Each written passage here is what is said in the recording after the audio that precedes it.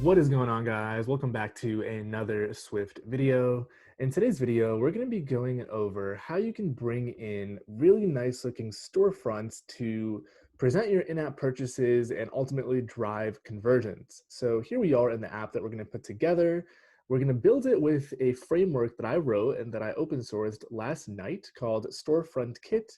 And it basically lets you create these really nice looking storefronts with your in-app purchase products. And the coolest thing about it is that it's fully functional. So it fully manages all the little boilerplate things of fetching products from Apple and also the transaction and purchasing and multiple products and restoring purchases and all that stuff that I don't know about you guys, but that I get tired of writing over and over again. We'll also take a look at a couple different styles. And before we get into the code, I've got the repo opened up here. Take a look on my GitHub that I'm going to link in the description down below. It's StoreFrontKit. You can install it with CocoaPods here, which we are going to do. I published it last night. Got some examples and all that goodness here, so have a read. And the other plug I'll do before we get started is go ahead and give me a follow on LinkedIn if you haven't done so already. I know a lot of you have. I wrote a little article talking about some of the inspiration behind A, writing this, and B, open sourcing it, but I know a lot of you interact with me on LinkedIn. It's where I'm most active in the DMs, and the comments, likes, all that good stuff. So do that, hit the like button for the YouTube algorithm, and let's get into some examples. All right, we're gonna get started by opening up Xcode and creating a new project here. We're gonna stick with the app template. Let's go ahead and call this my in-app purchases. Make sure your language is Swift, your lifecycle UI kit, and your interface is storyboard. Go ahead and continue. We'll save it on our desktop. And the first thing we want to do is I grabbed this image from Google Images, nice background here. We're going to want to bring this in since we're going to use it on our actual UI. So let's jump into our XE assets here, right click, create a new image set, and I'm going to go ahead and call this header. Go ahead and drag this guy in. We can delete this from our desktop now. And the next thing we want to do is bring in StoreFrontKit, which is a framework we just looked at. So we're going to bring that in via CocoaPod. So go ahead and close your Xcode project and open up Terminal. The next thing you want to do is cd into your project, which is this folder right here. And you want to run pod init to initialize CocoaPods.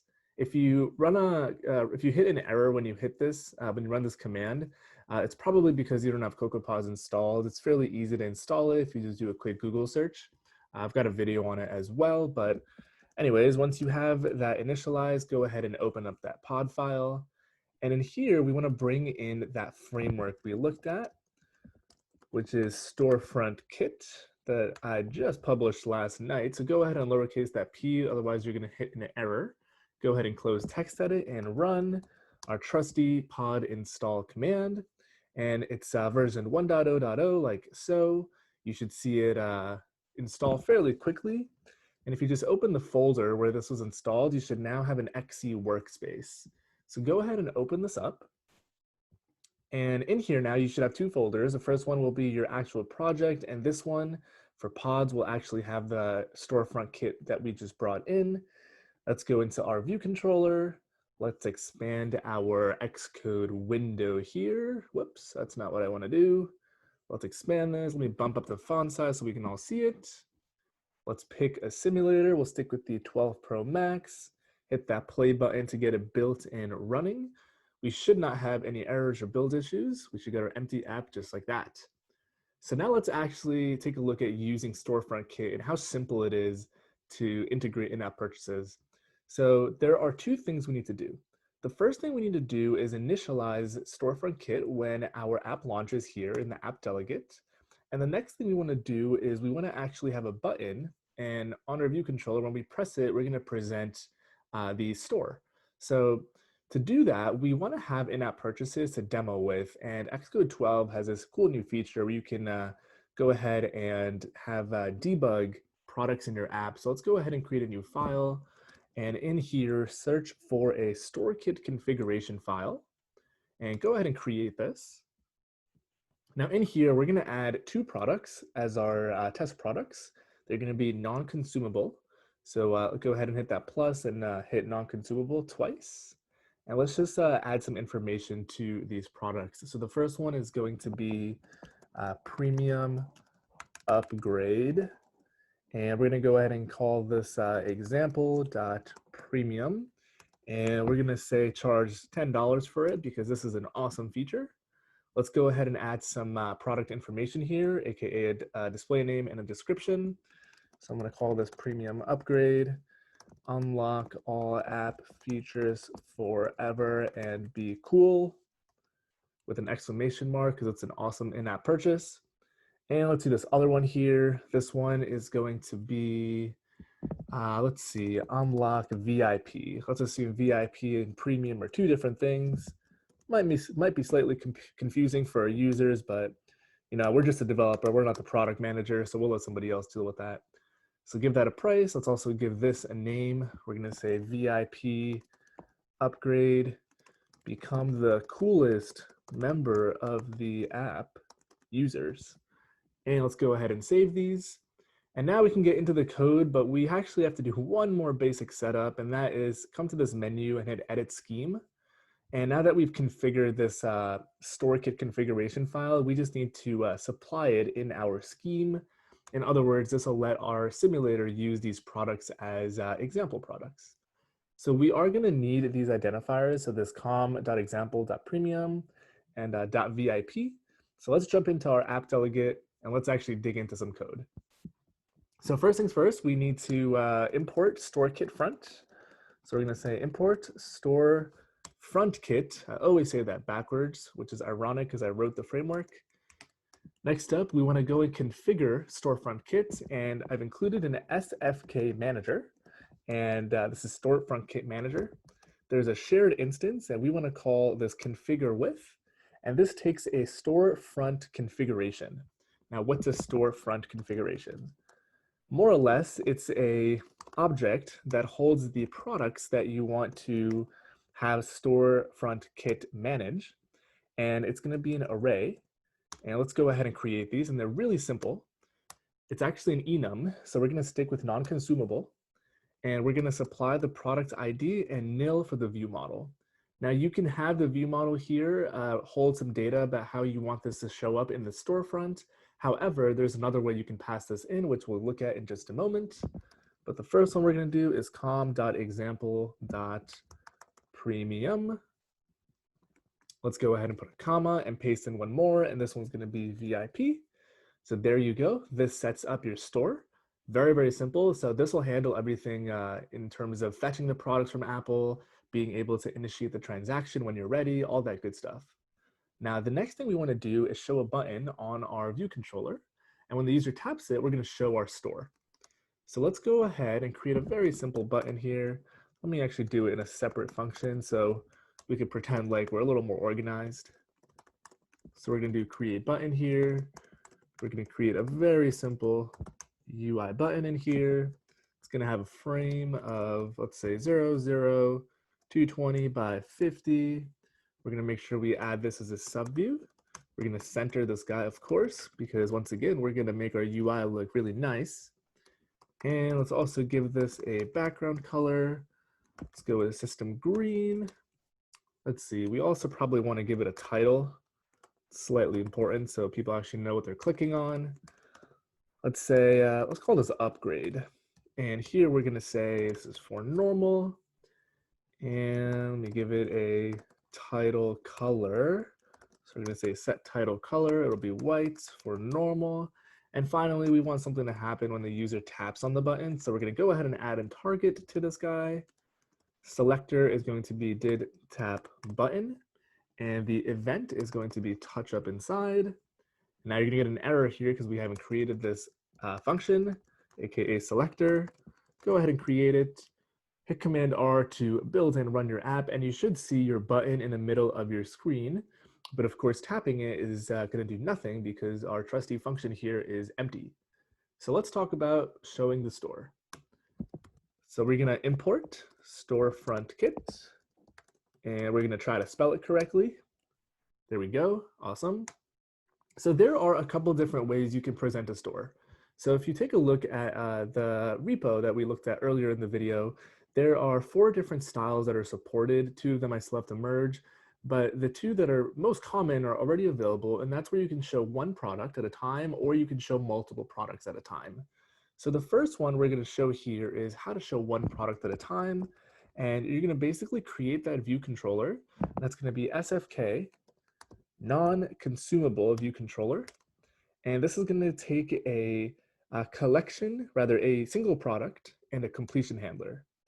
And the product is going to once again be a StoreFrontKit product. And the completion handler is going to give us our results in terms of the transaction, aka if the user has purchased the product or has not. So in the success case, we get the product ID that was purchased. And I'm going to just put a break here for now.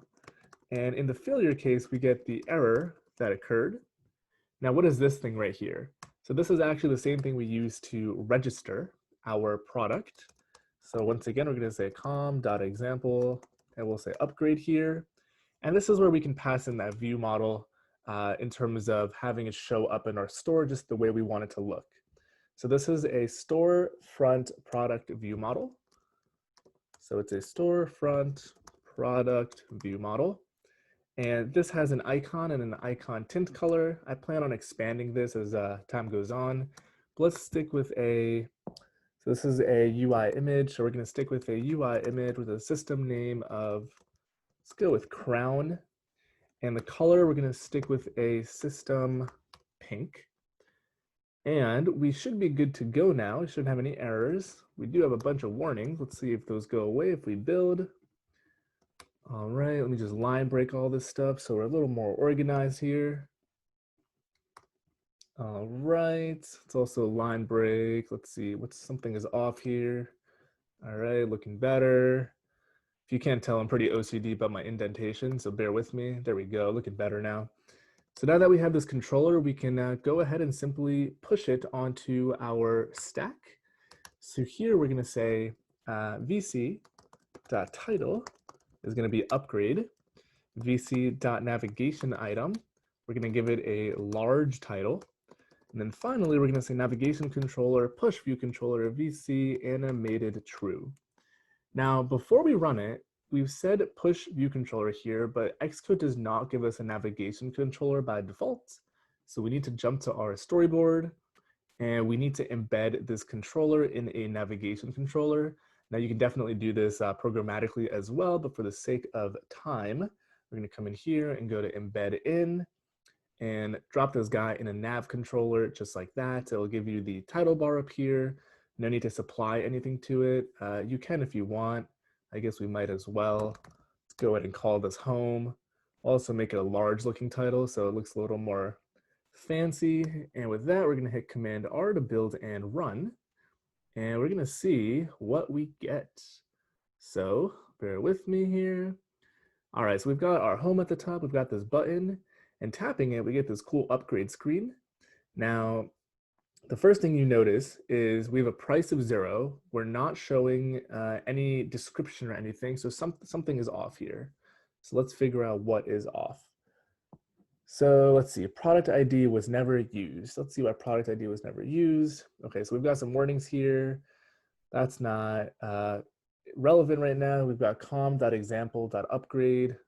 Let's make sure these are accurate. Let's go back to our app delegate to make sure these are accurately registered. All right, here we've got com.example.premium. I think that's what we need to send in. So if you send in the incorrect ID, I'm actually glad I made this little error here. We won't actually be able to fetch the product from Apple. So instead of the framework, showing the appropriate information from Apple, it'll actually just show nothing. So be very careful about making sure you pass in the proper IDs and maybe making your products a constant somewhere in your project so you don't make the error that I just made. But now that we fixed it, we can see we get the description from Apple, which is coming from our debug configuration file. But in the real world, in production, if you have any other localizations or any other languages you support, those would pop up here. We also get the price. And the coolest bit about this is that this is fully functional. So if you go ahead and actually hit purchase, you'll notice that you get the sheet here, and it actually shows you the price, and you can fully purchase it, and it actually processes the transaction. Now, dismissing the controller is the responsibility of whoever's building the app, but if we come up here, and I believe it's under debug, let's see, we want to go to window, maybe. It's somewhere under one of these options. It might be under Xcode itself. Let's see, debug. We are looking for StoreKit. Here we are. Manage transactions. And basically, once you test this out and once it works, you'll see the transaction pop up in here. Sometimes Xcode likes to be problematic and it doesn't show up, but it should pop up in here. I'm not sure why it's not at the moment, but if you test this on a device, you'll be able to process transactions like this. Now let's go through another example that's a little cooler, and we're going to use that header image we brought in. So we have two different products here, right? We registered in our app delegate this premium thing and our VIP thing. So let's go ahead and change this. Instead of it being a non-consumable controller, I believe I called it multiple. What did I call it? SFK multi non-consumable. Let's go ahead and change this to be multi. Now, with products takes an array of products. So we're going to make this an array. And we're going to start off with just one here. And then, let's see, it takes in a header as well, but looks like something is a little off here. Let's put this parenthesis in the right place. All right, looking good. Now we should be able to pass in a header here as well. So I'm just going to pass in a UI view for now. Make sure everything is compiling. And we're going to stick in our second product now. So the first one is this premium business. So we're going to bring in our VIP plan. Now this is going to have an image of star, and it's going to have a color of system blue. Make sure you get your casing correct. And the other important thing that we want to do, I guess before building it, is let's make our own header here instead of passing in a UI view. So the header, as it implies, is just going to show you a nice header at the top of your store. And I'm just going to go ahead and create a frame which has the same width as the current view and the same height. And I'm just going to add an image in here. So we're going to say an image view is a UI image view. And we're going to create this with the image that we brought in into our XC assets. So go ahead and create a UI image, and it's named, I believe we called it header, unless I typed it incorrectly. Let's go ahead and add this as a subview. Let's also set some properties on the image view itself. Content mode, we're going to say scale aspect fill. And also on the image view, we're going to say clips to bound, so we don't have any weird overflow business going on. So go ahead and build and run this. And what you'll notice now when you hit the upgrade button is that you get a very different looking screen. So firstly, it looks like our image is severely overflowing. So let's set header clips to bounds on this as well and hit do true for that. And let's run it one more time. And now when you run it, you'll notice that we get a much nicer looking screen. So we have upgrade up here. We have a really nice header image. Now I just grabbed some random image. You should definitely spend some time and create a nice image or find something that works for you. And you also have both of these products showing up. So premium upgrade and VIP upgrade. We can take a look at dark mode, and it looks very nice in both light and dark mode. I personally am super biased and I like it in dark mode. But yeah, you can go ahead and restore purchases here. You can also tap these and it brings up the actual transaction. You can proceed with the transaction and it processes it. You can do it for both of them here. So here is the other one. Now this is the system sheet, so it's nothing custom going on here. We're just handling the transaction. And it actually tells you that we've already purchased this here because we did a demo with the first type of store where we did purchase it. So it actually did persist. And of course, you need restore purchases here, so that's supported as well. Now, the last thing I'll mention here is similar to how we have our own header up here. We can actually bring in our own footer as well. So if we wanted to show subscriptions in here, and we needed to include our disclaimer text that subscriptions auto-renew, or whatever other footer you want to bring in, you can actually do that fairly easily. I'm going to be lazy and copy and paste the header and just rename it. And we're going to throw a label in here. And this is going to be the footer.bounds, and we're going to say the footer at subview label, and label.text is going to be I am a cool footer. And we're also going to go ahead and just align this to be centered. So once again, we pretend like we're making a nice UI, go ahead and run it, and hit that button. And now when you scroll down, you'll notice our footer is a little obnoxiously large because I just copied the header size, so definitely size them more appropriately. But there you have it. That's how you can create these storefronts fairly simply. So let's review what we did here and also what this framework offers you. So just to revisit, we created this configuration file to test all this stuff in Xcode. In your real projects, you don't need to create this, just drop in your product IDs. We brought in the CocoaPod, of course, in which StoreFrontKit is included. In our app delegate, we added these 4 lines of code to register our 2 non-consumable products. We don't apply a view model here.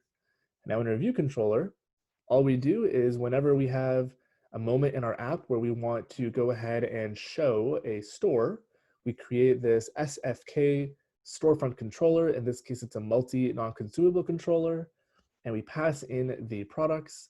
Now I've redundantly created this here, and in the app delegate, you might want to create it in one central place and just reference it. And then the completion handler here, we're not handling it, but if we actually go ahead and just print this out, if I built it correctly, which I hope I didn't miss, we should get that printed out once the transaction completes. So if I come in here, let's say I want to buy this VIP thing and I hit purchase and the transaction goes through, it asks me to confirm. We see here that we get the product ID printed out for the transaction that was successful, so we can handle it in our app now. And if there's any case that the transaction fails or the user cancels it or the card is declined or whatever it may be, you'll get an appropriate error here. And we finally push that controller. So you should be able to create really, really nice looking stores in your app now with a very reasonable amount of code. That said, that's all I've got for you guys today. If you haven't destroyed the like button, make sure to do so. As always, check out the repo on GitHub. If you don't follow me on GitHub, I haven't really ever been a follower person on GitHub. Definitely go and give me a follow there. I'm going to start open sourcing a lot more code, written a lot of code over the years, and I think it's time that I start sharing it in a nice packaged way. Also take a look at that LinkedIn article that I shared in the beginning, where I go over a little bit of the framework and kind of the inspiration behind it. Give me a follow there if you want to stay up to date. I've become more active on LinkedIn over the past several months in quarantine and whatnot. And absolutely leave a comment down below with video suggestions. Subscribe for daily uploads as usual. Thanks for watching. I'll catch you guys in the next one.